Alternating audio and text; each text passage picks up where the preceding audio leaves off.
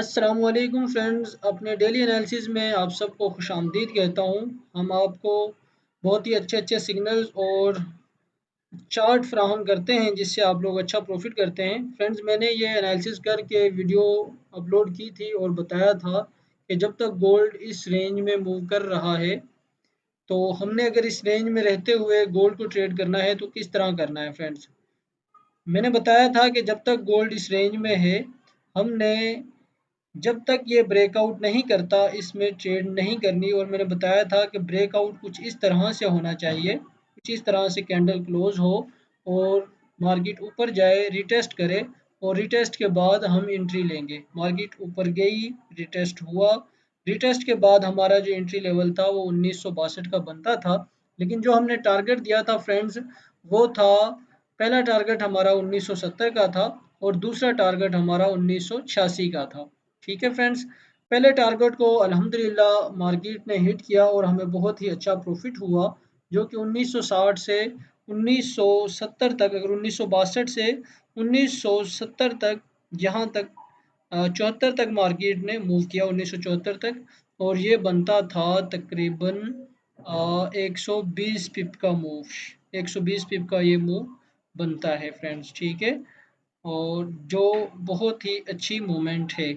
हमारा पहला target hit हो चुका है, दूसरा टारगेट हमारा ये था फ्रेंड्स, वो हिट नहीं हुआ। उसके बाद मार्केट दोबारा सेल आ गई थी, उसने दोबारा रिटेस्ट किया और फिर बाय में गई, उसके बाद दोबारा बाय में चली गई। ठीक है फ्रेंड्स, हमने यहाँ से बहुत अच्छा प्रॉफिट किया। उसके बाद हमने गोल्ड को 1970 से दोबारा सेल किया और 1965 की हमारी पहली टीपी थी और दूसरी टीपी हमारी 1960 की थी फ्रेंड्स।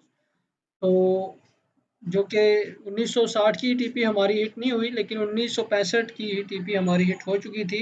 हमने बहुत ही अच्छे प्रॉफिट में गोल्ड को दोबारा क्लोज कर दिया था। ठीक है फ्रेंड्स, और अभी जो गोल्ड की मूव है, अभी कुछ देर बाद न्यूज़ है, तकरीबन रात को 11 बजे न्यूज़ है। जब तक न्यूज़ नहीं आती मार्केट का कुछ कंफर्म कह नहीं सकते कि किस साइड पे मूव करे। तो न्यूज़ तक हमने एहतियात करनी है और मार्केट काफ़ी वोलेटाइल रह सकती है, और जिससे स्मॉल अकाउंट होल्डर न्यूज़ में एहतियात ही करें। न्यूज़ में ट्रेड नहीं करनी चाहिए अगर आप स्मॉल अकाउंट होल्डर्स हैं। फ्रेंड्स, ये मैं लेवल्स लगा देता हूँ दोबारा। ये हमारा रेजिस्टेंस एरिया है अभी के लिए, और जिसे मार्केट पूरा रिस्पेक्ट कर रही है। दूसरा ये हमारा सपोर्ट एरिया है।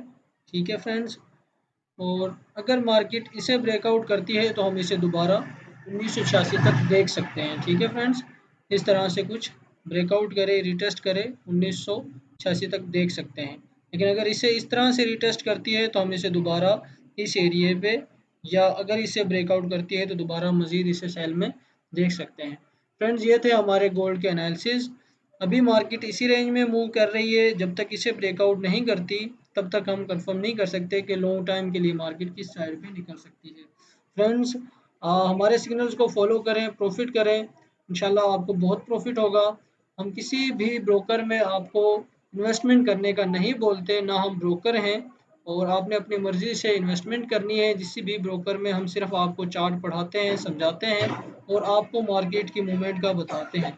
अगर कोई शख्स फॉरेक्स करना चाहता हो और फॉरेक्स सीखना चाहता हो तो हमसे रब्ता कर सकता है और हमारे सिग्नल्स के ग्रुप को भी आसानी से ज्वाइन कर सकता है। मिलते हैं नेक्स्ट वीडियो में, तब तक के लिए अल्लाह हाफ़िज़।